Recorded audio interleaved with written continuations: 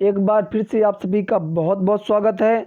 आज के इस वीडियो में हम अर्थशास्त्र कक्षा 12वीं चैप्टर 3 उपयोगिता राशियाँ पढ़ने जा रहे हैं।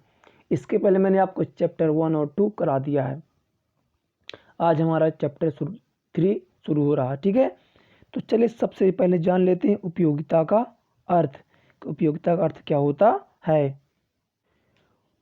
उपयोगिता वह शक्ति है जिसके द्वारा किसी व्यक्ति की आवश्यकता विशेष की पूर्ति प्रत्यक्ष या परोक्ष रूप से की जा सकती है। यानी हम सामान्य भाषा में कहें तो उपयोगिता वह शक्ति है जिसके द्वारा किसी व्यक्ति की आवश्यकता की पूर्ति या तो सीधे यानी प्रत्यक्ष रूप से या फिर किसी अन्य माध्यम से यानी कि परोक्ष रूप से की जा सकती है।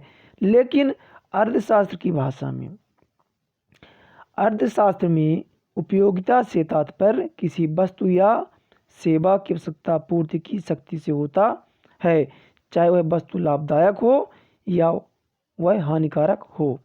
यानी अर्थशास्त्र में अगर आप कहें तो उपयोगिता से तात्पर्य किसी वस्तु या सेवा की आवश्यकता पूर्ति की शक्ति से होता है कि उस वस्तु की आवश्यकता पूर्ति की कितनी जिज्ञासा है ना। आप उस वस्तु के पीछे उसको प्राप्त करने के लिए आप कितना जिज्ञासु हैं, उसे क्या कहते हैं, उपयोगिता कहते हैं। इसमें अर्थशास्त्र में मतलब नहीं होता कि वस्तु आपके लिए लाभदायक है या फिर हानिकारक है।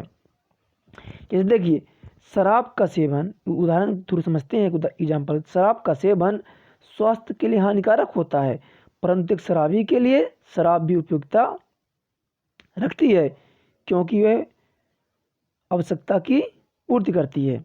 समझिए, जैसे एक शराबी है, उसके लिए जो शराब है स्वास्थ्य के लिए हानिकारक है, लेकिन वह उसके लिए फिर भी क्या है, उपयोगिता है। क्यों है?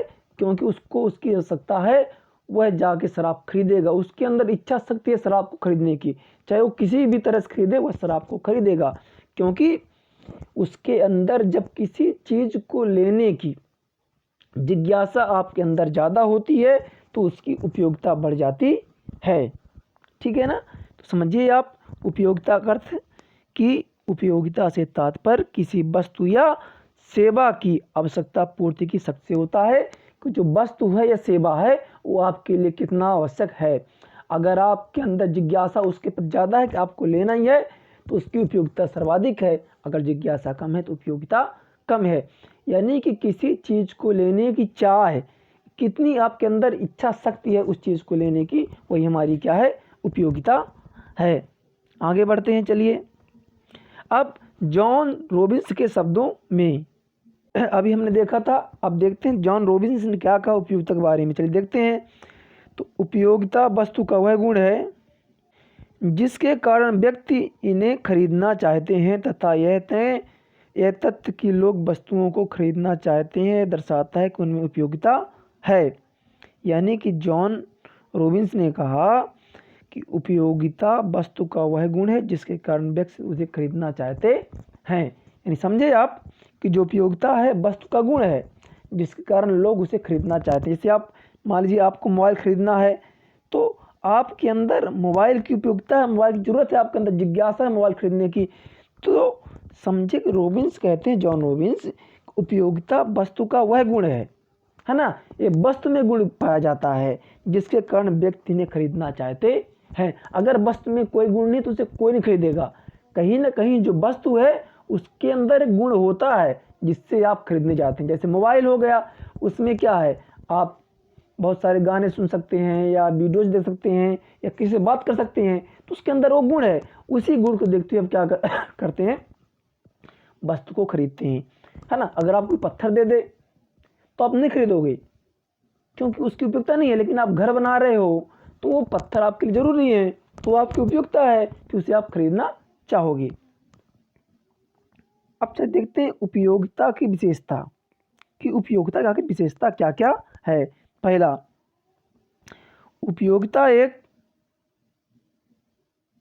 आत्मनिष्ठ धारणा है। क्या है? उपयोगिता एक आत्मनिष्ठ धारणा है। दूसरा, उपयोगिता को लाभदायकता के साथ समानित नहीं किया जा सकता है। यानी कि देखिए कि जो आपके लिए उपयोगी है जरूरी नहीं कि वो आपके लिए लाभदायक हो, वो हानिकारक भी हो सकता है। वैसे बताया ना मैंने आपको, किसी एक शराबी को शराब की इच्छा होती, जिज्ञासा होती है, तो शराब उसके लिए उपयोगी है, जो कि स्वास्थ्य के लिए हानिकारक होती है। उपयोगिता का नैतिकता से कोई संबंध नहीं है, यानी जो उपयोगिता होती है इसका नैतिकता से कोई संबंध नहीं होता है। कोई चीज़ नैतिक है कि नहीं है, अच्छी है बुरी है, वो उपयोगी है। ठीक है। उपयोगिता अमूर्त होती है ना। उपयोगिता को देखा छुआ नहीं जा सकता, क्या होती है, अमूर्त होती है। उपयोगिता वस्तु और उपभोक्ता के संबंध पर निर्भर होती है। जो आपकी उपयोगिता होती है वस्तु और उपभोक्ता के संबंध पर निर्भर करती है कि वस्तु और उपभोक्ता के बीच कैसा संबंध है। यानी जो उपभोक्ता है उसको कितनी जिज्ञासा है उस वस्तु को लेने की। अगर जिज्ञासा ज़्यादा है, इच्छा शक्ति ज़्यादा लेने की, तो उपयोगिता ज़्यादा होगी, कम है तो कम होगी। आप चलिए देखते हैं पहला पॉइंट, इसका डिटेल करते हैं पहले पॉइंट को, कि उपयोगिता एक आत्मनिष्ठ धारणा है। उपयोगिता किसी का निजी गुण नहीं है, यह एक मनोवैज्ञानिक धारणा है जो वस्तु के उपभोक्ता की मानसिक स्थिति पर निर्भर होती है। यानी कि कहा जाता है उपयोगिता किसी का निजी गुण नहीं होता ना, किसी के अंदर यह निजी रूप से गुण नहीं पाया जाता है, यह एक मनोवैज्ञानिक धारणा है। उपयोगिता क्या है, पूछ सकते हैं आपसे, उपयोगिता क्या है, तो मनोवैज्ञानिक धारणा है जो वस्तु के उपभोक्ता की मानसिक स्थिति पर निर्भर करता है। जो उपभोक्ता है तो उस वस्तु के प्रति उसकी मानसिक स्थिति कितनी ज़्यादा है।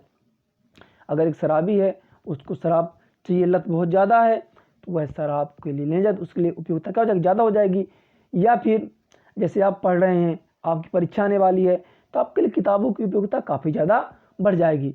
ठीक है, तो आपके दिमाग पर निर्भर करता है। एक ही वस्तु से दो अलग अलग मानसिक स्थितियों में भिन्न भिन्न उपयोगिता प्राप्त हो सकती है। यानी वस्तु एक भले है, लेकिन दो अलग अलग व्यक्तियों में अलग अलग मानसिकताएं प्राप्त हो सकती हैं। कोई व्यक्ति को उस प्रति के लिए जिज्ञासा कम है और किसी के लिए ज़्यादा हो सकती है।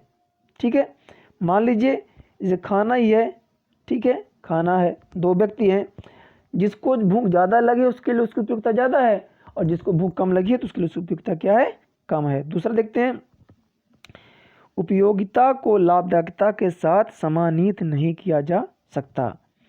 उपयोगिता और लाभदायकता दोनों अलग अलग हैं, मैंने आपको पहले बताया है। उपयोगिता अपनी जगह है और लाभदायकता अपनी जगह है। संभव कि एक वस्तु लाभदायक न हो, परंतु किसी व्यक्ति विशेष के लिए उसमें उपयोगिता होती है। यानी कि जरूरी नहीं है कि जिसकी उपयोगिता है वस्तु लाभदायक ही हो। जैसे सिगरेट हमारे स्वास्थ्य के लिए हानिकारक है, लेकिन लोगों के लिए क्या होती है, उपयोगी होती है। तीसरा, उपयोगिता का नैतिकता से कोई संबंध नहीं होता है। विभिन्न वस्तुओं का उपयोग सामाजिक मान्यताओं से अनैतिक होता है या कानूनी दृष्टि से इनमें उपयोगिता होती है। ठीक है, उदाहरण, भारत में शराब के उपयोग की साधारणतः निंदा की जाती है तथा लोग इसे नैतिकता के विरुद्ध समझते हैं, परंतु शराबी को इसमें उपयोगिता समझ में आती है। ठीक है, तो इसलिए कहा गया है कि उपयोगिता का नैतिकता से कोई संबंध नहीं होता है। जो चीज़ें हमारे लिए बुरी लगती हैं, लेकिन किसी व्यक्ति के लिए वो चीज़ें अच्छी लगती हैं।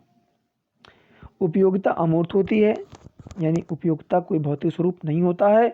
उसे ना तो देखा जा सकता है और ना ही स्पर्श किया जा सकता है, उसे केवल महसूस किया जा सकता है। ठीक है ना, यानी जो उपयोगिता होती है हमारी, ना उसे आप देख सकते हो ना छू सकते हो, उसे केवल आप महसूस कर सकते हो।